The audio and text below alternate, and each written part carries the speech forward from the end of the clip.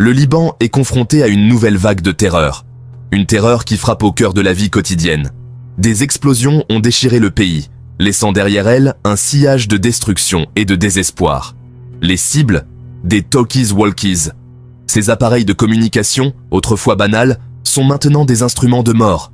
Ces appareils apparemment inoffensifs sont devenus mortels, transformant des outils de communication en armes de terreur. Au moins 20 personnes sont mortes, victimes de cette nouvelle forme de violence. Plus de 450 sont blessées, certaines grièvement, luttant pour leur vie dans des hôpitaux débordés. Les explosions ont plongé le Liban dans l'état de choc, laissant les citoyens dans une peur constante. Les explosions ont eu lieu dans plusieurs endroits du pays, touchant des zones urbaines et rurales. Les attentats ont semé la peur dans le cœur du peuple libanais, une peur qui ne semble pas s'estomper. Ce n'est pas la première fois qu'il est confronté à une telle violence.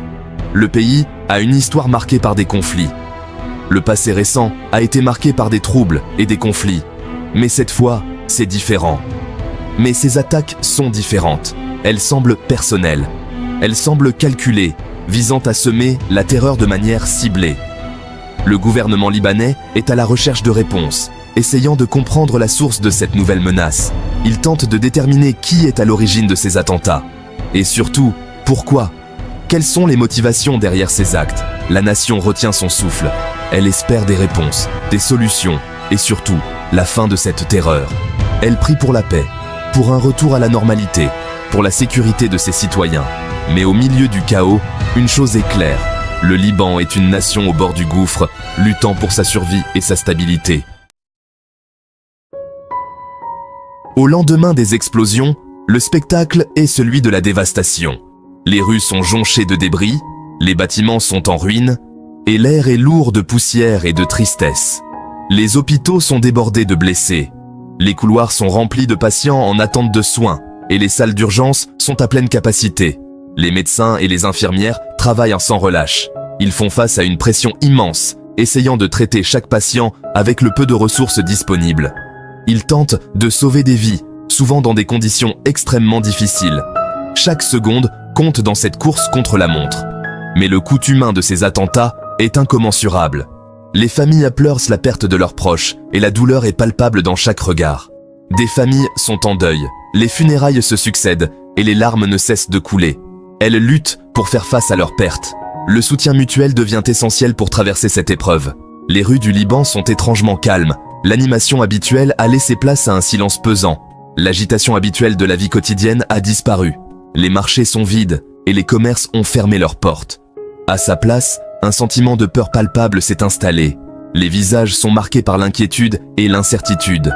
Les gens ont peur de quitter leur domicile. Ils se terrent chez eux, espérant échapper à la violence. Ils ont peur de communiquer. Chaque appel, chaque message est empreint de crainte. Ils ont peur de ce qui pourrait arriver ensuite. L'incertitude règne et l'angoisse est omniprésente. L'impact psychologique de ces attentats est profond. Les séances de soutien psychologique se multiplient. Mais le chemin vers la guérison est long. Il faudra du temps au peuple libanais pour panser ses plaies. La reconstruction commence, mais les cicatrices émotionnelles mettront des années à se refermer. Ces attaques ne sont pas isolées. Elles semblent faire partie d'un schéma plus large et inquiétant. La veille, le Liban a été la cible d'une autre vague d'explosions. Les habitants sont encore sous le choc. Cette fois, les appareils utilisés étaient des beepers. Ces petits dispositifs ont causé des dégâts énormes. Ces attentats ont fait 12 morts. Les familles des victimes sont en deuil. Près de 2800 personnes ont été blessées. Les hôpitaux sont débordés par l'afflux de blessés. Les similitudes entre les attentats à la bombe et les attentats au talkie-walkie sont frappantes. Les méthodes utilisées sont presque identiques.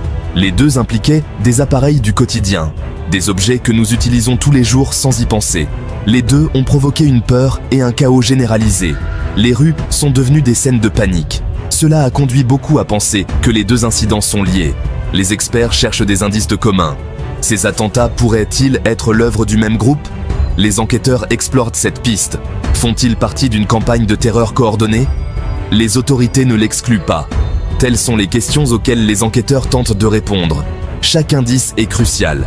Le peuple libanais mérite des réponses. Ils veulent savoir qui est derrière ces attaques.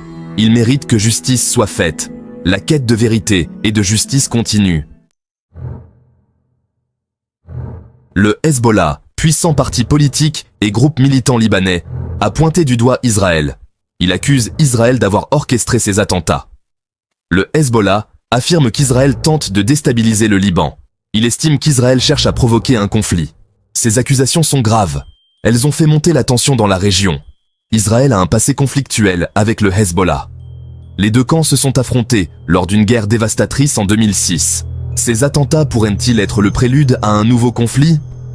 La communauté internationale suit la situation de près. Elle exhorte les deux parties à faire preuve de retenue. La dernière chose dont le Moyen-Orient a besoin, c'est d'une nouvelle guerre.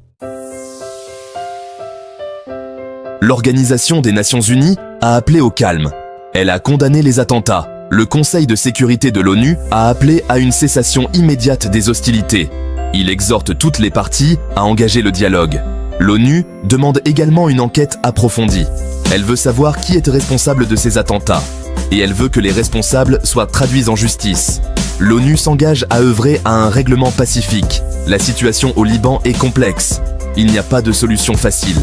Mais la communauté internationale doit faire front commun. Elle doit soutenir le peuple libanais en cette période difficile. Ajoutant à l'horreur, des images vidéo ont fait surface. La vidéo montre l'une des explosions de Talkies Walkies. C'est un rappel effrayant de la puissance de ces attaques. La vidéo montre un groupe de personnes. Elles sont debout dans une rue. Soudain, un éclair aveuglant. L'explosion fait fuir les gens pour sauver leur vie. L'air est rempli de fumée et de débris. La vidéo est crue. Elle est difficile à regarder. Mais c'est un rappel brutal du coût humain de ces attentats.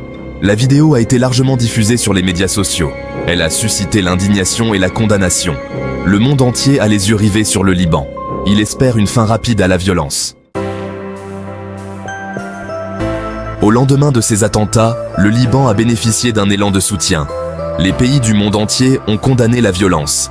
Ils ont présenté leurs condoléances aux familles des victimes. Les dirigeants mondiaux appellent à une résolution pacifique de la crise. Ils exhortent toutes les parties à engager le dialogue. La communauté internationale est unie dans sa condamnation de ces attentats. Cette manifestation de solidarité est importante. Elle envoie un message au peuple libanais. Il n'est pas seul. Le monde est à ses côtés. Ces attentats ont laissé le Liban à la croisée des chemins. Le pays est déjà confronté à de nombreux défis. L'économie est en ruine. Le système politique est dysfonctionnel. Et maintenant, il est confronté à une nouvelle vague de violence. Les jours et les semaines à venir seront critiques pour le Liban. La communauté internationale doit continuer à lui apporter son soutien. Elle doit aider le Liban à relever ses défis. Et elle doit œuvrer à une paix durable. Le peuple libanais est résilient. Il a surmonté de nombreuses épreuves par le passé.